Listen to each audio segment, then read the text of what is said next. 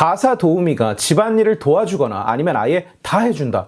어떨까요? 좋을까요? 당연히 좋겠죠. 그런데 왜 다들 안 쓰죠? 비싸서 못 쓰는 겁니다. 일주일에 한 번 와서 단 몇 시간만 청소 같은 거 좀 해주고 가는 방식, 전일제가 아니라 요일제, 시간제 도우미를 이용하는 사람은 증가 중이에요. 시장은 커지고 있습니다. 그러나 긴 시간, 전일로 쓰는 건 대부분의 사람에게는 아직 먼 이야기예요. 육아 도우미는 더 그렇습니다. 부모가 직장 생활을 하려면 육아의 도움은 필수죠. 여가 시간을 좀 즐기려고 해도 애는 반드시 어디엔가는 맡겨야 되고요. 그래서 필요하지만 있으면 좋겠지만 비싸서 엄두도 못 내는 경우가 많습니다.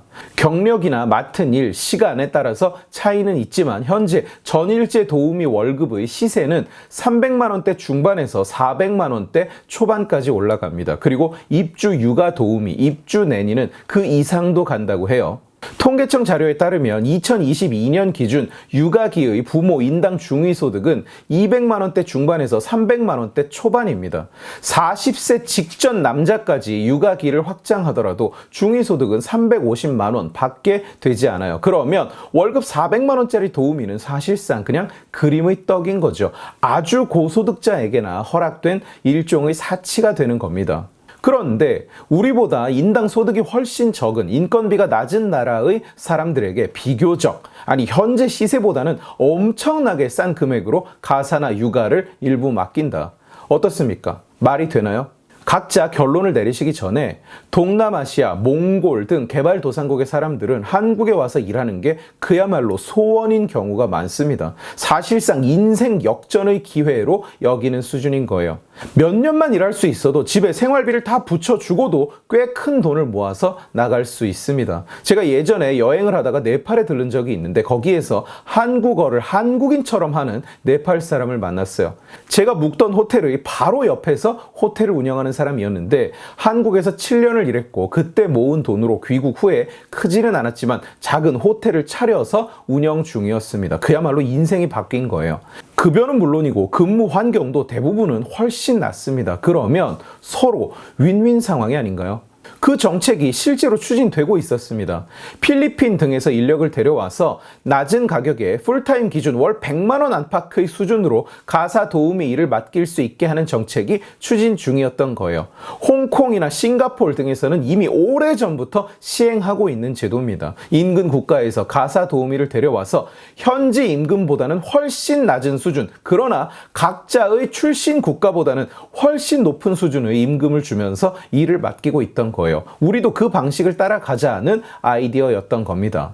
서울시에서 시범사업으로 추진하던 이 정책의 구조는 이렇습니다. 외국인 가사 관리사를 비전문 취업 비자를 발급해서 한국에 입국을 허가합니다.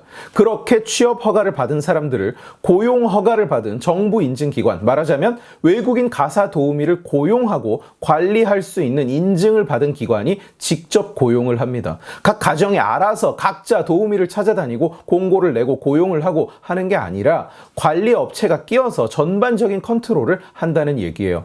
그 업체들은 가사 도우미를 어학 능력, 경력, 지식, 범죄 이력, 약물 테스트 등을 해서 선별을 하고요. 취업 교육을 한 뒤에 수요 가정에 파견을 한다는 겁니다. 이르면 올해 9월부터.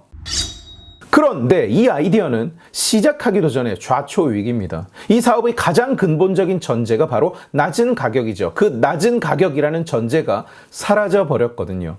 이 외국 가사 도우미 사업은 사실 서울시의 여러 외국인 관련 정책과 사업 중 일부로 추진되던 겁니다. 그런데 갑자기 제동이 걸린 거예요. 왜냐? 한국이 UN 노동기구 ILO 협약에 가입됐기 때문에 외국인 노동자를 차별할 수가 없다. 그러므로 한국인과 똑같은 임금을 줘야 한다는 겁니다. 그래서 애초 기대했던 임금의 2에서 2.5배를 줘야 되는 상황이 된 겁니다. 그러면 결국 원점으로 돌아오는 거예요.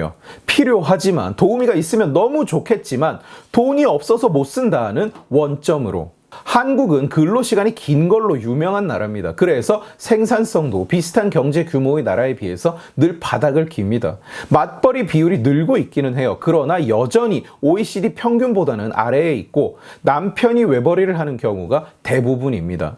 그런데 미취학 자녀가 있는 여성의 취업 장애 요인 1위, 육아 부담 72.8%, 경력을 단절하고 전업주부를 택한 것을 후회한 적이 있는가 89.6%가 그렇다고 답을 했어요.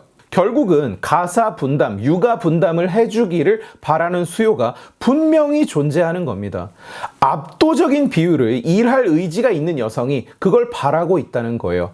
놀러 다니기 위해서 원하는 사람도 물론 있겠습니다만 그걸 나쁘다고 할 것도 아니거니와 육아가 아니라면 경력을 계속 이어가고 싶은 사람이 많다는 얘기예요. 실제로 굉장히. 그런데 가사 도우미 비용이 한 사람의 월급을 다 털어 넣어야 하는 수준이라면, 때로는 그 이상이라면 그런 선택을 하는 것이 정말로 쉽지 않은 겁니다. 그러면 본인의 의지를 거슬러서 누군가 집에 있어야만 한다는 얘기예요. 본인에게도 손해, 가게에도 손해, 워크포스의 절반을 사실상 잃어버린 사회 전체에도 손해가 되는 겁니다. 그러면 이것은 해결을 해야 되는 문제가 되는 거예요. 홍콩, 싱가포르 등 다른 나라들은 어떻게 하고 있느냐? 홍콩은 1997년에 그 나라의 반환이 됐습니다. 그러나 그 뒤에도 계속 ILO 협약을 유지하고 있어요.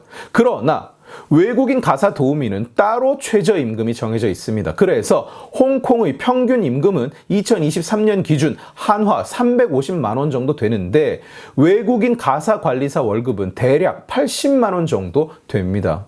대만도 외국인 가사 관리사는 다른 임금을 적용해요. 그래서 월 급여를 80만 원 정도 지급합니다.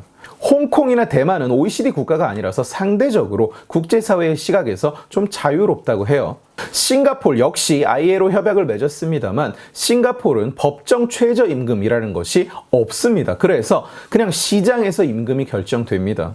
싱가포르의 평균 임금은 2023년 기준 거의 600만 원 가까운 수준입니다만 외국인 가사 도우미의 월 급여는 평균 60만 원 수준입니다.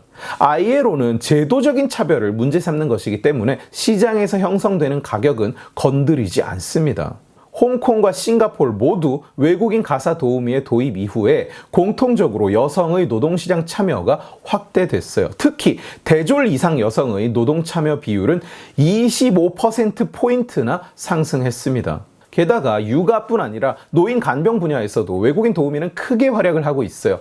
이 모든 것이 국민의 경제활동 참여를 확대했습니다. 지금 한국도 간병인을 구할 수가 없어서 난리죠. 그야말로 이 외국인 가사 도우미 제도는 득은 많지 실은 별로 없는, 모든 경제 주체가, 모든 이해관계자가 다 만족할 수 있는 제도인 거예요. 결국 논의는 최저임금으로 돌아옵니다. 현재의 지역, 업무, 상황, 시장, 현실을 전혀 고려하지 않은 최저임금 제도가 존재하는 한 외국인 가사 도우미는 사실상 유명무실한, 아무도 관심 없는 얘기가 될 수밖에요. 이미 필리핀 현지에서는 월급 200만 원이 넘는 액수로 모집 공고가 나갔다고 합니다. 아마도 지원자는 더 늘겠죠. 그런데 누가 이 사람들을 고용합니까? 이점이 사라져 버렸는데. 서울시를 비롯해서 이 제도를 추진하거나 또 찬성하는 사람들은 그래서 차등임금제의 도입을 주장합니다. 최저임금이라는 것도 상황에 따라 다르게 적용이 돼야지 일률적으로 그냥 때려 박으면 시장이 왜곡되고 교란될 수밖에 없는 거예요.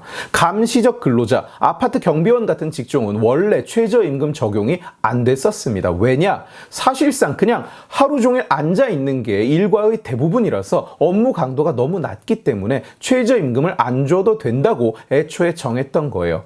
그런데 그걸 최저임금 제도에 억지로 쑤셔 넣자 무슨 일이 발생하느냐? 경비원으로 고용됐던 노인들이 전국에서 대거 해고됩니다. 그리고 젊은 사람으로 대체되죠.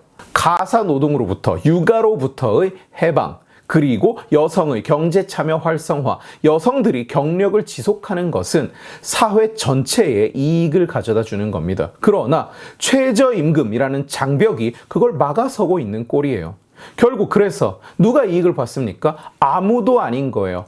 월 100만 원 선이면 가사 노동을 맡길 수 있었던, 그리고 본인의 일에 더 충실할 수 있었던 사람들이, 자기 업으로 복귀를 할 수 있었던 사람들이 그 선택지를 포기하는 겁니다. 그리고 가장 큰 피해자는 누가 뭐래도 필리핀의 노동자들이겠죠.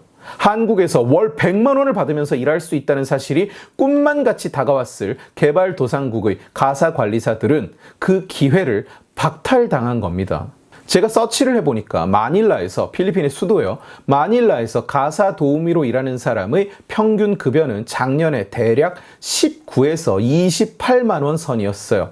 똑같은 일을 하면서 여기에서는 100만 원을 받을 수 있었다고요. 누가 가장 손해를 봤습니까, 지금? 최저임금이라는 것은 항상 이런 방식으로 움직입니다. 자기가 보호하겠다는, 최저임금으로 보호하겠다는 바로 그 대상을 가장 심하게 해칩니다. 외국인이라고 차별하는 건 말도 안 된다 하고 지금 외치고 있는 저 일부 무책임한 자들은, 그리고 그들이 주장하는 최저임금이라는 제도는 지금 바로 그 기회를 잡을 수도 있었던 사람들에게서 그 기회를 빼앗은 거예요. 최저임금이라는 것은 이렇게 무섭고 냉정한 제도입니다. 사회의 가장 약자를 경쟁에서 탈락시키는 역할만 하는 거예요. 다시 한번 말씀드리지만, 그래서 이 사건에서 누가 이익을 봤습니까? 아무도 이익을 보지 않았습니다. 모두가 피해자인 겁니다. 오늘 지식의 칼은 여기까지입니다. 재미있게 보셨으면 지식의 칼 채널을 구독해 주시고 이 영상을 주변에 공유해 주세요. 여러분들이 공유해 주시면 설득은 제가 하겠습니다. 고맙습니다.